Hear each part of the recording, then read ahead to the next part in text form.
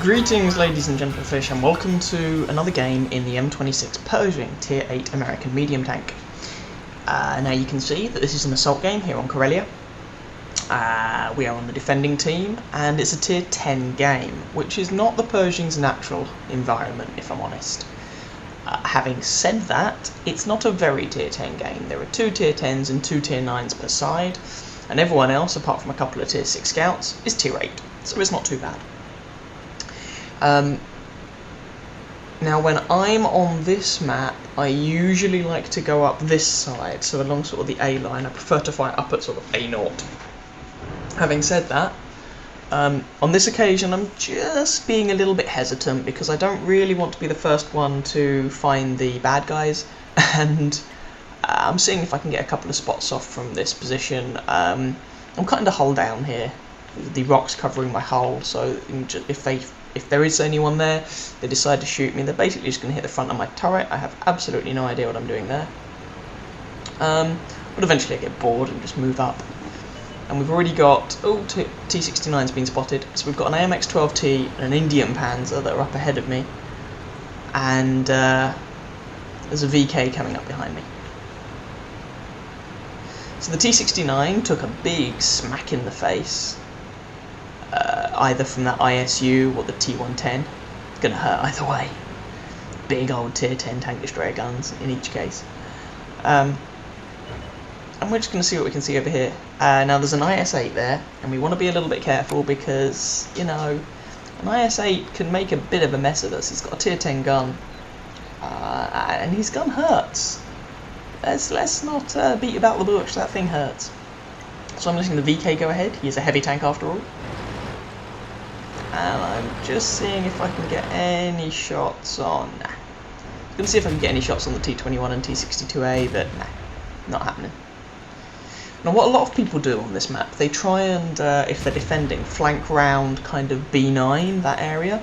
The problem is if you do that, you're very exposed, as that guy just found out, you're very exposed to tank destroyers that are either camping at sort of F7, or that have gone into the low ground there. So for example, our Indian Panzer tried it and just got murdered by the E100 waffle tractor.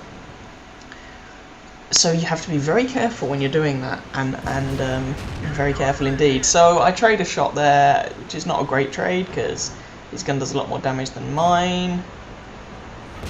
Put one through his lower plate and back off. So you can see I've got 2 shots there in the space that the IS-8 managed to get 1 shot in, and oh good lord, it's a Doom Turtle. The T-95, American Tier 9 tank destroyer.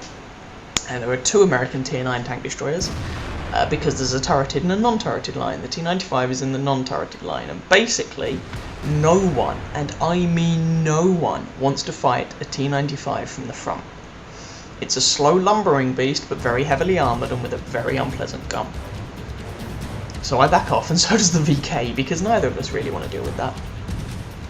Now, one thing that the T-95 doesn't like is artillery, because it's slow moving, easy to hit, and, you know, that high explosive splash damage just starts racking up eventually, and oh good lord, T-62A behind me. Now, T-62A is a Tier 10 Russian medium tank. He's got a good gun, good turret armour, but his hull is garbage, as you can see there. He gets a shot into me, I get a shot into him. The 110E4 nails are that IS-8. He reloads faster than me, so I don't want to just sit out there and trade with him like that. I'm going to trade with him shot for shot, because that mitigates his reload time. Now he also has higher alpha damage than me, but what I'm trying to do is just poke out, slam him and poke it and pull back before he really has a chance to shoot me, and if he doesn't aim properly, then there's a chance that my gun mantle will eat, or mantlet, however you pronounce it, will eat some shots.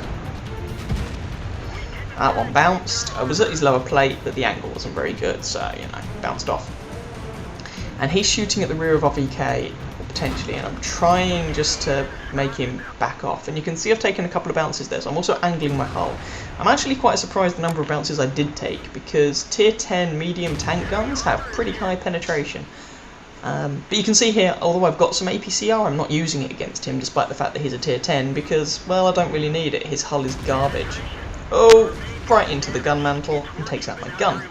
I use a repair kit. I think I got a bit lucky here, and I don't think this guy was really very good, or maybe he was okay, but you know, he really should have come around here and just killed me.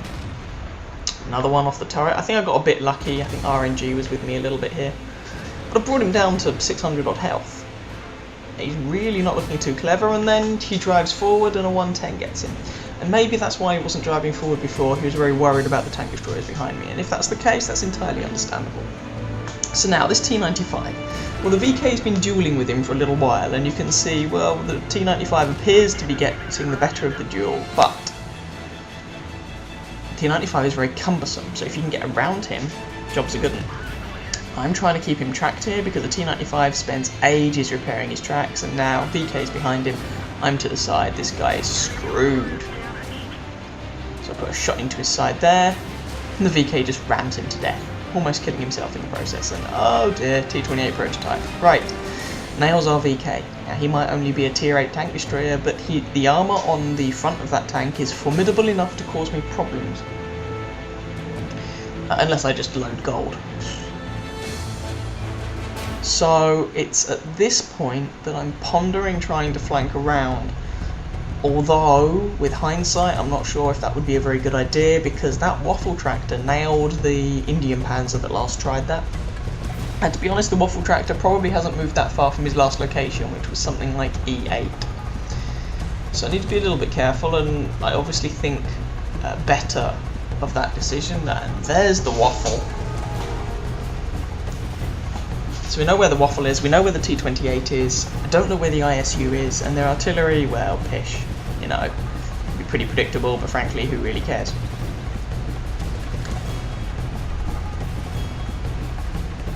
Now, this T28 appears to want to come forward. Oh, the waffle's taken a pasting and he's dead. Right, with him dead, there might be an ISU over there, but I'm going to risk it.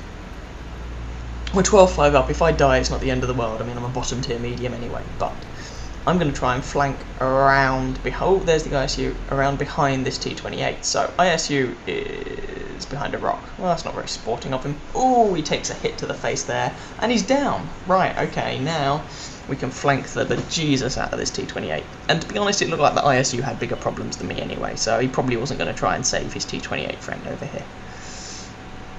And so, Chewie! He's behind you! And smack. Now, T28 has a turret. Ow, that hurt, but it's not fully rotatable.